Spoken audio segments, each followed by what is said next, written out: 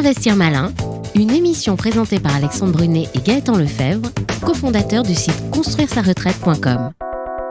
Bonjour à toutes et à tous, investisseurs malins, voici l'heure de votre rendez-vous mensuel consacré aux investissements immobiliers sous toutes leurs formes.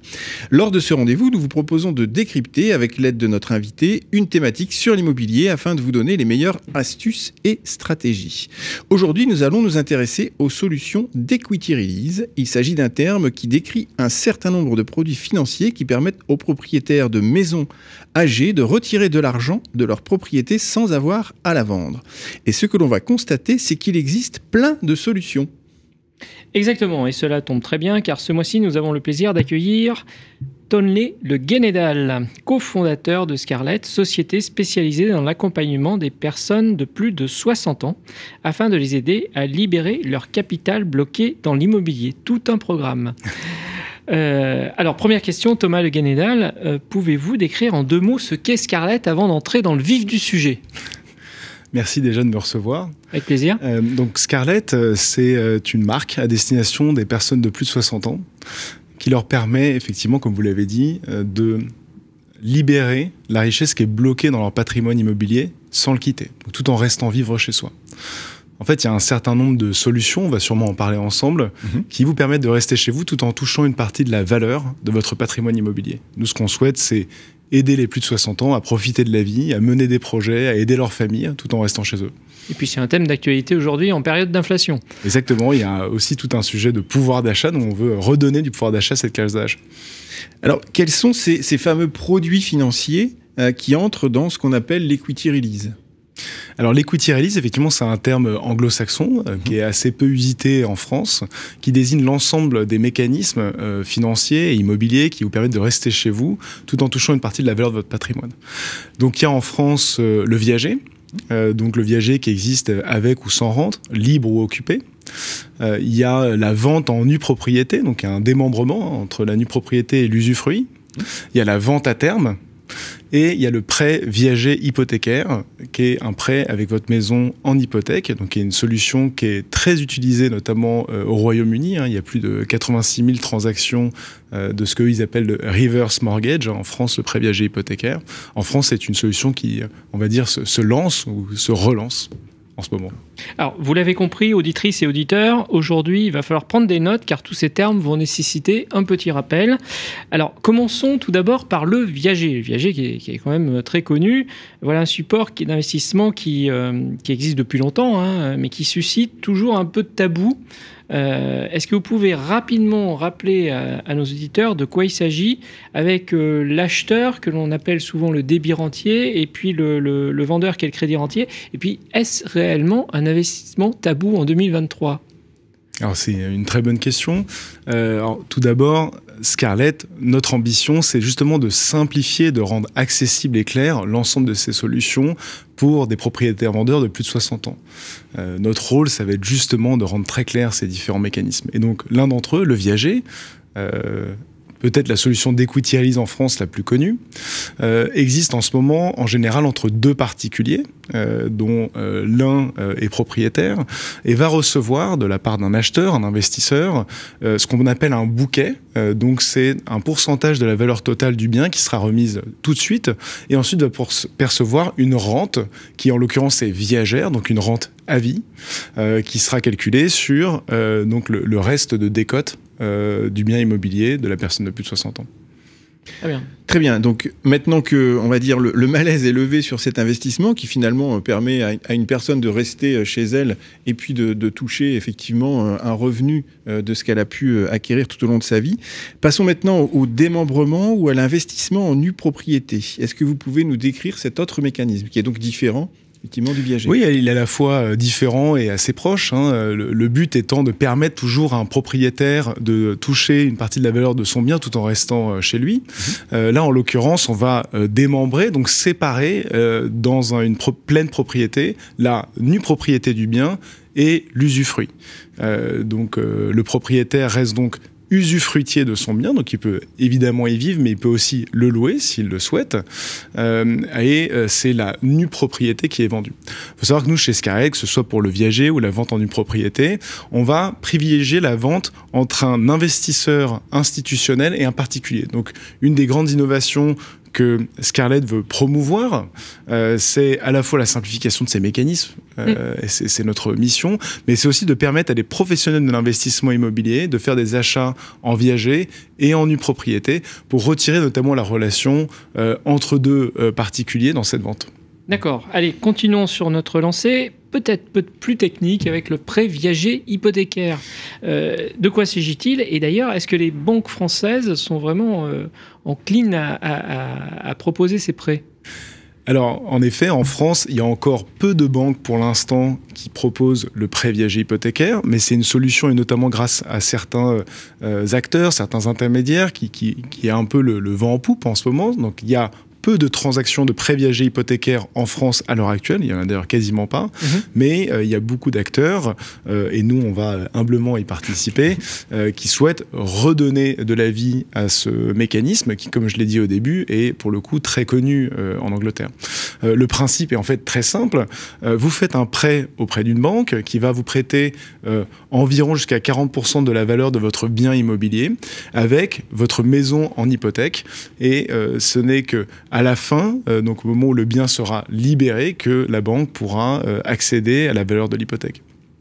Très bien. Très bien. Alors, si on vous écoute, on sent quand même qu'il y a un espèce de volume assez important de personnes qui arrivent à 60 ans ou au-dessus et qui ont justement l'envie, ou en tout cas la nécessité peut-être aussi de libérer justement cette partie financière. Mais est-ce qu'en regard de ce volume de personnes assez important, il y a des acheteurs qui se positionnent, sachant qu'on est quand même dans une période assez compliquée avec les crédits qui sont plus difficiles à avoir? Est-ce qu'en face, on va vraiment trouver des acheteurs de ce type de biens? Alors, côté vendeur, donc côté propriétaire de plus de 60 ans, il faut savoir qu'il y a 18 millions de personnes qui ont plus de 60 ans. 70% d'entre elles sont propriétaires dans leur bien immobilier. Donc, il y a on va dire, un nombre de propriétaires assez impressionnant en France de plus de 60 ans. En face, côté acheteur, comme je vous l'ai dit, nous on privilégie les acheteurs institutionnels, et en l'occurrence, il y a de plus en plus de fonds d'investissement qui se structurent pour acheter des nues propriétés, pour acheter des viagers, pour plusieurs raisons. Déjà parce que c'est des investissements qui, d'un point de vue immobilier, sont rentables, donc les TRI, les taux de rendement de ces portefeuilles-là sont rentables, et aussi c'est des investissements qui sont à impact, donc pour ces fonds d'investissement, et tout comme nous, on souhaite favoriser l'investissement à impact, notamment pour le maintien à domicile des personnes de plus de 60 ans. Très bien.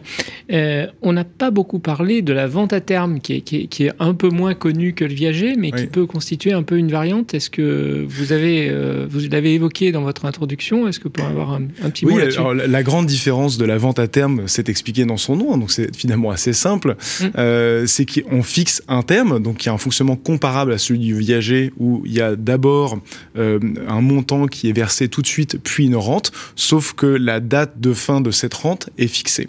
Cela permet d'avoir plus de certitude, on va dire. Enlever cette variable aléatoire qu'il peut y avoir dans le viager. Alors ça, c'est côté investisseur, mais côté vendeur, notamment pour les ayants droit, si jamais il y a un héritage, on sait quelle est la valeur totale de la transaction parce qu'elle a été fixée à l'avance et qu'il y a un terme. D'accord. Alors, Scarlett, vous nous l'avez dit, c'est un projet qui est assez nouveau, sur lequel vous communiquez. D'où vous est venue finalement cette idée d'aller vous orienter vers cette nouvelle tranche de population, les jeunes retraités, et justement les aider? Et puis, quelle est votre idée en fait derrière la tête? Qu'est-ce que vous avez comme idée? Oui, bien sûr. Donc, il y a, comme je le disais, 18 millions de personnes qui ont plus de 60 ans. Grande majorité sont propriétaires. Et malheureusement, aussi une grande majorité ont des problèmes de pouvoir d'achat, alors qu'ils ont des projets pour eux-mêmes, de voyager, des projets pour leur famille, ils souhaitent les aider. Et donc, nous, on souhaite redonner du pouvoir d'achat aux personnes de plus de 60 ans. Et leur richesse est principalement dans leur patrimoine immobilier. Donc, on veut favoriser le transfert de cette richesse de leur patrimoine immobilier dans leur vie de tous les jours. Il faut savoir notamment qu'en France, on peut donner à ses enfants de manière défiscalisée. Donc le fait de faire de l'equity release, ça permet aussi de dégager de l'argent qu'on peut donner tout de suite à ses enfants, ce qui est peut-être plus intéressant que de leur donner via un héritage plus tardif, quand eux seront moins, on va dire, dans la vie active et qu'ils en auront peut-être moins besoin. Ouais, alors vous l'avez dit, en général, ce sont des institutionnels qui acquièrent ces biens. En général, quelles sont les précautions qu'ils prennent? Est-ce qu'ils achètent à des personnes qui sont les plus âgées possibles? Quels sont un peu les indicateurs qu'ils vérifient avant d'acheter? Ça peut être assez intéressant vis-à-vis du point de vue vendeur de savoir ce qui est attendu par ces institutionnels. Bien sûr. Ils attendent évidemment des biens qui sont placés à des endroits qui sont relativement liquides. En général, ils visent des villes qui sont supérieures à 30 000 habitants, en tout cas pour ceux avec qui on travaille pour l'instant. Bon, il y en a, comme je vous le disais, de plus en plus qui vont arriver, donc peut-être qu'ils n'auront pas les mêmes critères. 30 000 habitants, ça reste quand même une grande partie des villes françaises. Donc il y a une notion de liquidité du bien. Pour l'âge, en fait, comme la décote au moment de l'achat est liée à l'âge, en fait, finalement, c'est des statistiques. C'est des statistiques qui sont déjà prises en compte. Et comme je disais, c'est plus intéressant que de faire de la transaction entre particuliers, puisque un fonds d'investissement, s'il a 300 viagers, il ne va pas attendre patiemment qu'il y en a un qui se libère, il va appliquer une réflexion statistique comme un assureur peut le faire. Ouais. Alors, on imagine, vous n'êtes pas philanthrope, donc au niveau de Scarlett, comment est-ce que vous vous rémunérez sur ce genre de transaction ou ce genre d'opération? On est un intermédiaire, donc comme un intermédiaire en immobilier, on prend une commission sur la vente. Donc assez simplement, comme une transaction immobilière classique dans une agence immobilière, par exemple. D'accord. Au passage, finalement, les solutions que vous proposez, que ce soit le viager, vente à terme ou nue propriété, peuvent correspondre à des retraités finalement qui ont pas ou peu d'héritiers ou qui n'aiment pas leurs enfants, si je puis dire. Peut-être qu'il y en a qui existent. Mais est-ce qu'il y en a tant que cela? Parce que finalement, c'est ça la source de votre activité, c'est avoir des vendeurs. Alors moi, je suis obligé de vous contredire. Non, pas de problème. Nos clients, alors il y en a qui n'ont pas d'enfants, mais il y en a qui ont des enfants. Et pourquoi c'est intéressant pour ceux qui ont des enfants? Justement parce qu'ils vont leur permettre de financer leur projet. Quand on fait de l'equity release, comme je le disais, on peut donner ensuite à ses enfants de manière défiscalisée. Et on considère que c'est beaucoup plus intéressant de donner de son vivant de manière défiscalisée, jusqu'à 200 000 euros par couple et par enfant, que de transmettre une maison qui, en général d'ailleurs, sera vendue au moment d'un héritage. Donc en fait, on aide les projets de ses enfants. On se rend aussi autonome. Moi, personne de plus de 60 ans, je deviens autonome financièrement. Donc je finance ma vie et notamment mon équipement à la maison si je souhaite être maintenu à domicile.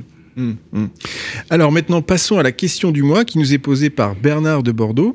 Alors Bernard envisage de mettre sa maison en viager, mais il se pose la question des garanties liées au paiement des rentes. Comment être assuré du paiement de ces rentes? Je conseille à votre auditeur de Bordeaux de faire appel à Scarlett parce que nous, comme on travaille avec des fonds d'investissement, on est forcément garanti soit du paiement des rentes, soit du paiement de la transaction. C'est aussi cet aléa qu'on retire lorsqu'on sort de la relation entre deux particuliers. Eh bien, merci Tonlé Guénédal. Nous rappelons nos auditeurs que vous êtes CEO de Scarlett. Quant à nous, nous vous donnons rendez-vous le mois prochain pour découvrir un nouveau thème. En attendant, vous pouvez nous retrouver sur le site construire-ça-retraite.com dans lequel vous pourrez découvrir plein d'investissements malins. Merci Tonlé. Merci d'avoir reçu. Merci. Investir malin, une émission présentée par Alexandre Brunet et Gaëtan Lefebvre, cofondateurs du site construire-sa-retraite.com.